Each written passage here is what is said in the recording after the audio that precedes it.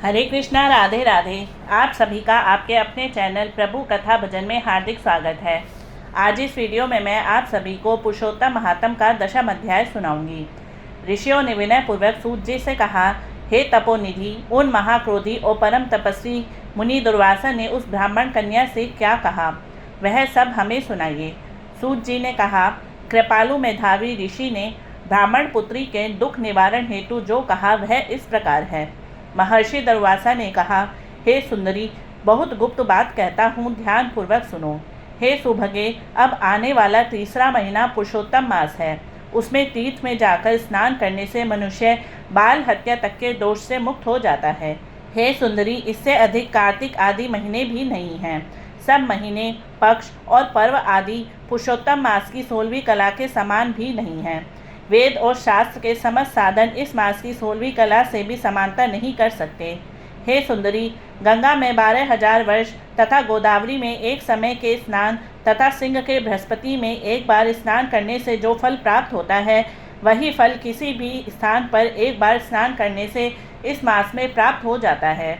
इस मास में दान, तप, जप आदि करने से मनोकामना पूर्ण होती है। इसलिए श्री कृष्ण के प्रिय इस मास का तुम भी सेवन करके अपनी मनोकामना पूर्ण करो। हे सुभगे, मैं भी इस पुरुषोत्तम मास का सेवन करता हूँ, अतः तुम भी इसका सेवन करो। मुनि दुर्वासा इस प्रकार उस ब्राह्मण कन्या से कहकर चुप हो गए। श्री कृष्ण बोले, दुर्वासा ऋषि के वचन सुनकर वह मूर्ख कन्या क्रोधित हो कहने लगी, हे ब्राह्मण, आपके वचन मुझे पसंद नहीं हैं।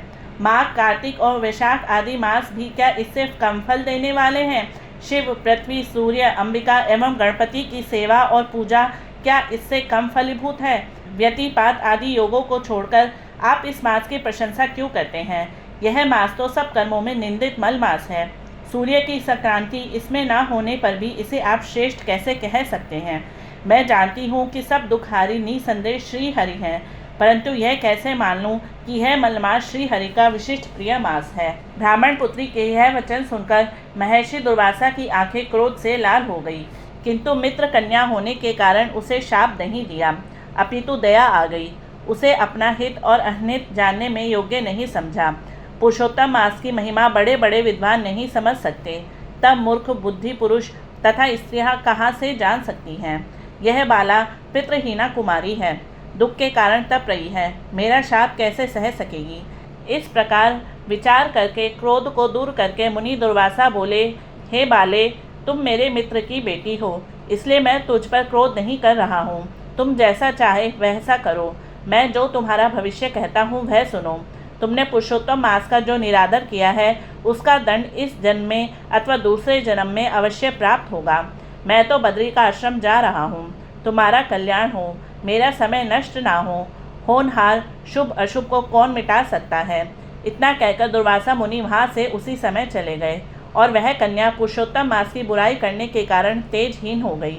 तब बहुत देर तक कन्या ने सोच विचार कर शीघ्र प्रसन्न होने वाले भगवान शिवजी को प्रसन्न करने का निश्चय किया। यह निश्चय करके मेधावी की पुत्री ने उग्र तपस्या करने का विचार किया। सूत जी बोले, इस तरह उसने महामुनि के वचन का निरादर किया और बहुत फल देने वाले लक्ष्मीपति एवं सावित्री, ब्रह्मा आदि का पूजन त्याग केवल पार्वती पति श्री शंकर जी की आराधना करने लगी। इति श्री पुरुषोत्तम मास दशमो अध्याय समाप्तम।